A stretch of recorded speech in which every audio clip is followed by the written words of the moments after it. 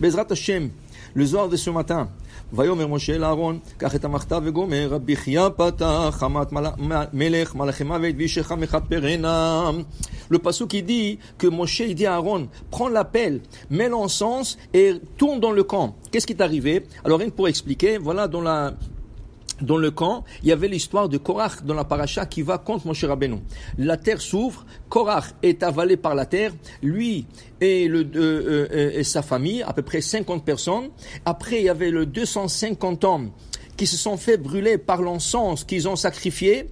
Alors ça fait 300 hommes qui sont morts. Et là, le lendemain, la Torah dit, tout le monde, toute la communauté vient se plaindre contre Moshe Rabbeinu pour dire pourquoi tu les as testés avec la Kétoret, pourquoi tu n'as pas évité la mort de ces 300 personnes.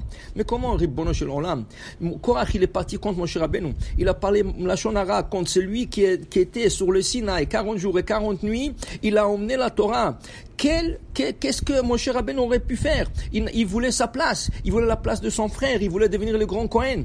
Et il a emmené avec lui beaucoup de gens de la communauté contre Moshe Rabbeinu. Alors qu'est-ce que Moshe Rabbeinu a dit? Ici j'ai raison, alors que la terre s'ouvre et ça va être une nouvelle création. Une nouvelle création. Et si je n'ai pas raison, rien va arriver. Et là, Hachem donne raison à Moshe Rabbeinu et la terre s'ouvre et l'engloutit Korach.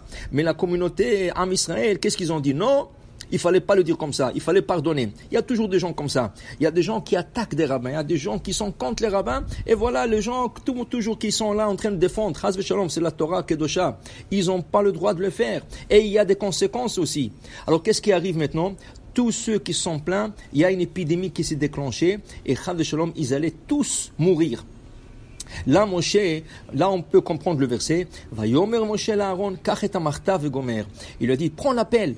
Mets l'encens. Il lui a enseigné le secret que l'ange de la mort lui a enseigné.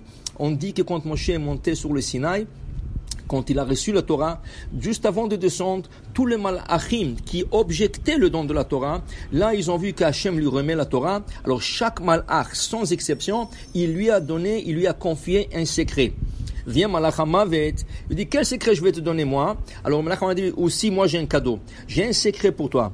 Quand il y aura une épidémie, voilà, tu feras l'encens, tu diras ces prières et là l'épidémie va s'arrêter. Moshe qui a possédé ce secret directement de Malach HaMavet, il le donne à Aaron, son frère, il dit c'est toi le Kohen, c'est toi qui dois prendre l'appel et tu dois tourner maintenant. Il a commencé à tourner autour de le camp, et l'épidémie s'est arrêtée. Mais jusqu'à l'épidémie s'est arrêtée, il y a 14 700 personnes qui sont mortes. Comme ça dit la Torah, regardez, c'est un verset clair dans la Torah. Alors ça veut dire que la veille, il y avait 300 qui sont morts et le lendemain, dans ceux qui sont disputés contre Moshe Rabbeinu, 14 700 en total en 2 jours, 15 000 personnes qui sont mortes à cause de Mahloket. Combien c'est grave de ne pas rentrer en Mahloket. Maintenant, dit le Zohar, alors il dit ici le Zohar, toujours, il y a des situations où la personne se trouve, il dit, il y a des fois, Salik Rogza Vidanarit Ar, des fois il y a la colère d'Hachem dans une certaine situation,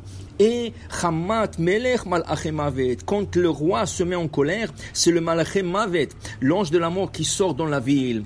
Alors il dit Ve'alda bechol yoma veyoma bae barnash lizdara mechovoi. Et c'est pour ça qu'il faut faire attention de ne pas faire un péché ce jour-là, car tu te risques que d'être frappé par ces anges. Mais est-ce que tu sais quand ils sortent? Est-ce que tu sais? C'est pour ça, dit le Zohar, Vishchacha mechaperena, Beshata demareon de dinin kamin alalma, verogzatale, quand il y a les anges qui sont sortis dans la ville, et il y a une épidémie qui s'est déclenchée, Ishtakach bedarazaka, derashim leela, s'il y a une personne, dans la ville, tu peux avoir des centaines de milliers de personnes, mais il y a une personne qui a le srout, derashim leela, qu'il a inscrit chez Akosh Baruch Hu comme un tzaddik, Kutsha berichu ashgach be vishtakach ukza.